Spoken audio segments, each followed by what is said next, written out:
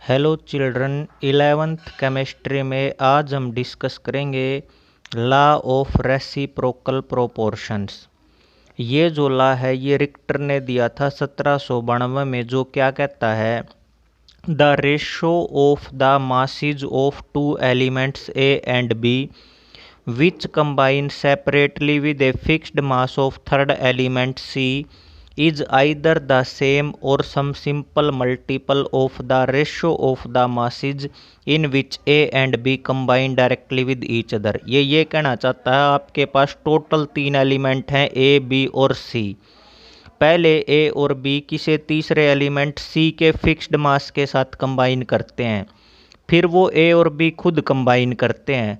तो कहता है ए और बी की जो रेशो आएगी वो या तो सेम आएगी या फिर सिंपल मल्टीपल आएगी। कब? जब वो ए और बी एक दूसरे के साथ कंबाइन करते हैं। इसको समझने के लिए हम एक एग्जांपल डिस्कस करेंगे, उससे ये डेफिनेशन आपको अच्छे से क्लियर हो जाएगी। एग्जाम्पल देखिए क्या कहता है। मान लीजिए ये आपके पास एक एलिमेंट है ए जिसका नाम है कार्बन। ये आपके पास दूसरा एलिमेंट है ऑक्सीजन जिसको हमने माना है एलिमेंट बी। ये जो कार्बन था ये ए माना है, ऑक्सीजन को बी माना है। और जो तीसरा एलिमेंट है हमने वो माना है हाइड्रोजन जिसको हमने एलिमेंट सी माना है। अब क्या होता है बेटा, एग्जाम्पल में सबसे पहले ये कार्बन और हाइड्रोजन जुड़ के एक कंपाउंड बनाते हैं जिसका नाम है मीथेन CH4। ऐसे ये ऑक्सीजन हाइड्रोजन के साथ कंबाइन करके कंपाउंड बनाती है वाटर। तो ये ए और बी इसके फिक्स मास के साथ कंबाइन करते हैं कुछ इस तरीके से। अगर मैं मीथेन की बात करता हूँ तो मैं ये कहूँगा मीथेन के अंदर कार्बन के पार्ट कितने हैं 12 और हाइड्रोजन के पार्ट कितने हैं 4। मीथेन में क्या है, कार्बन के 12 पार्ट हैं और हाइड्रोजन के 4 पार्ट। ऐसे ही अगर मैं वाटर की बात करूं तो मैं क्या कहूँगा, मैं ये कहूँगा यहाँ पे हाइड्रोजन के पार्ट हैं 2 और ऑक्सीजन के पार्ट हैं 16।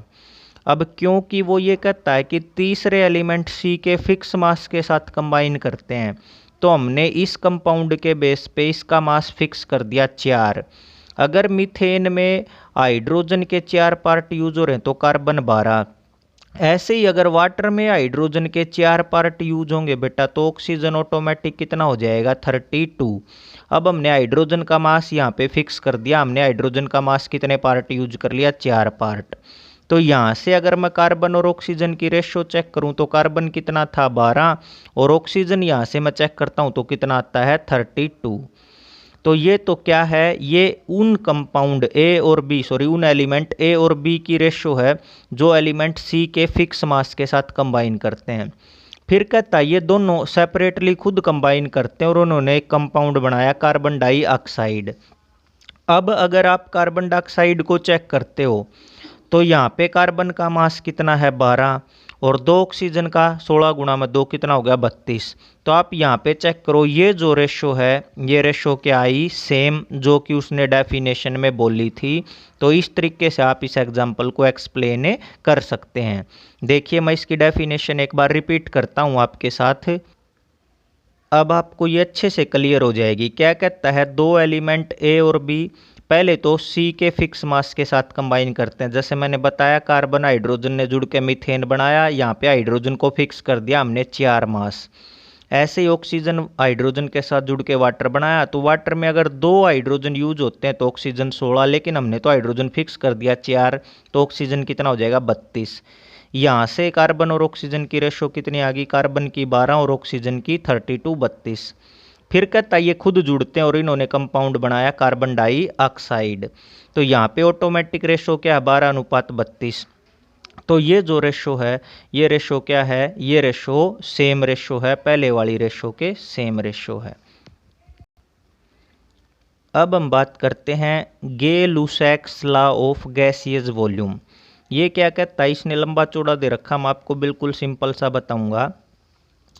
1808 में गे-लुसैक ने एक जनरलाइजेशन रखी थी जो Gay-Lussac's law of combining volume के नाम से फेमस हुई। वो ये बोला कि जब भी गैसें रिएक्ट करेंगी तो वो कुछ ऐसे वॉल्यूम में करेंगी कि वो वॉल्यूम एक दूसरे की सिंपल रेशो बियर करेगा और प्रोडक्ट का वॉल्यूम भी सिंपल रेशो शो करेगा। बस कंडीशन क्या है, इन गैसों का जो कॉम्बिनेशन है वो सेम टेम्परेचर और प्रेशर पर करवाना है। तो इसी बात को अगर हम सिंपल शब्दों में बोलें तो हम ये कहेंगे under similar conditions of temperature and pressure. सबसे ज़रूरी बात यह है कि सेम टेम्परेचर और प्रेशर पर गैसों का जो वॉल्यूम है वो क्या शो करता है, एक सिंपल रेशो शो करता है टू वन अनदर। तो सिंपली आपको क्या लिखना है, under similar condition of temperature and pressure gases combine in a simple ratio of their volume in reactants as well as product. जैसे मैं यहाँ पे बात करूँ, हाइड्रोजन और क्लोरीन का कम्बिनेशन करवाया H2+Cl2 चेंजिंग इनटू 2HCl। तो आप देख सकते हैं एक वॉल्यूम हाइड्रोजन का यूज हो रहा है, एक वॉल्यूम क्लोरीन का यूज हो रहा है, और दोनों ने कंबाइन करके 2 वॉल्यूम HCl के बना दिए। तो ये जो रेशो है 1:1:2, ये जो रेशो है ये क्या कहलाती है, सिंपल रेशो कहलाती है। तो ये था गेल-लुसैक लॉ ऑफ कंबाइनिंग वॉल्यूम। इसी के साथ आपके लॉज ऑफ केमिकल कम्बिनेशन खत्म होते हैं। नेक्स्ट लेक्चर में हम डाल्टन की एटॉमिक थ्योरी डिस्कस करेंगे। Till then thank you, have a nice day.